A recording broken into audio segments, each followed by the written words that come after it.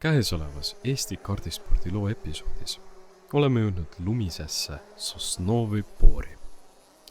Talvekarting tänapäeva mõistes tähendab spetsiaalsete talvesõiduks kohandatud raamide kasutamist, mis võimaldavad rajal saavutada head kontrolli kaardile. Lisaks naastrehvidele ja külmakindlatele määrdainetele kasutatakse talvekartingus tihti ka spetsiaalseid plastikust raamikatteid, mis aitavad juhil külma ja lumesaju eest paremini kaitstud olla. Võistlused toimuvad sageli jäistel või lumistel ovaal- või ringradadel, kus sõitjate oskused pannakse eriti tõsiselt proovile.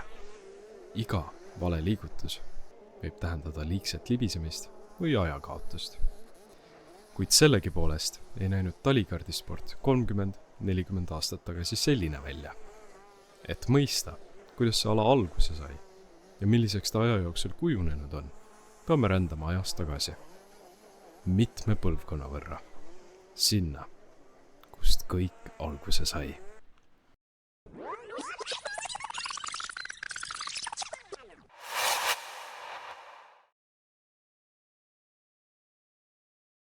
Tuhat 1974. Järgneva loo jutustame Aivar Kalamehe mälestuste ja meenutuste põhjal. Aivar Kalamees, sündinud 9. oktoobril aastal 1958. Ta istus esmakordselt kaardirooli 16-aastaselt. Ta alustas oma teekonda ajal, mil talvekarting oli alles lapsekingades ja kõik tuli ise leiutada. Sõitmist õppis ta omal käel ning ehitas ka oma esimese kardi. Masin, millel olid heinakaaruti rattad, Žiguli pidurid ja 175 kuubikuline mootor. Raam valmis läbi tema enda käsitöö. Enne sõjaväeteenistust jõudis Aivar 2 aastat aktiivselt võistelda, esindades Almavüü organisatsiooni. Kui tehnika alt ei vedanud, oli ta alati esiviisikus, meenutab Aivar.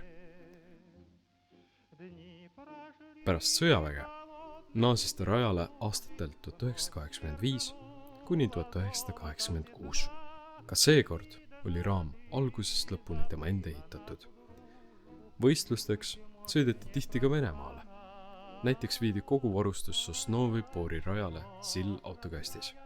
Sosnovyj Bor oli Nõukogude Liidu ajal tuntud kui üks olulisemaid talikardivõistluste toimumispaiku.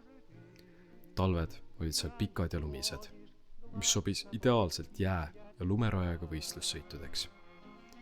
Kohale sõideti tihti kaugetest paikadest. Tippsaavutusteks kujunes Eesti meistritiitel talvekardis 1986. aastal. Aivar osales ka NSV Liidu meistrivõistlustel Serpuhhovis, kus talvekartingu tase oli erakordselt kõrge. Kodumaal peeti võistlusi nii tuntud paikades kui ka Nigulas, kus talvisel heinamaal tekkinud jäätunud vee peale rajati rada. Kui jää kandus, siis sõideti. Suureks toetuseks oli Sõpruse kolhoos, mis aitas kaasa nii tehnika kui ka logistika poolelt. Peale sõjaväge võistleski Kalamees Sõpruse kolhoosi nime all. Aivar Kalamehe lugu ei ole lihtsalt sportlase teekond. See on ühe ajastu kroonika, mil karting sündis jää- ja lumega kaetud põldudel, kus iga sõitja oli ühtaegu nii mehaanik, insener kui ka võidusõitja. Aastakümneid hiljem oli Aivaril endiselt alles tema legendaarne kart, millega ta pärast sõjaväge jäärajal võistles. Kuigi mootor oli ajapikku kaduma läinud, säilis raam ja kõik muu väärikat, justkui ajamasin minevikust. Võtsime südameasjaks masina taas ellu äratada. Panime veerevale raamile taastatud mootori ja hetkel, mil mootor esimest korda pärast aastakümnete pikkust vaikust taas häält tegi, oli tunne eriline. Justkui oleks üks peatükk Eesti kardispordi ajaloost uuesti elule ärganud. Iga detail kardi juures jäi truuks oma ajastule. Käsitsi keevitatud raam, toored, kuid töökindlad lahendused ja lihtne, ent sihikindel konstruktsioon. Masin ei olnud pelgalt sõiduvahend, vaid mälestus möödunud aegadest. Ajast, mil entusiasm ja leidlikkus olid tähtsamad kui standardid ja sponsorlus. Kui kart liikumisvõimeline oli see kui kummardus kõigile neile, kes kunagi lumistel radadel unistusi ellu viisid.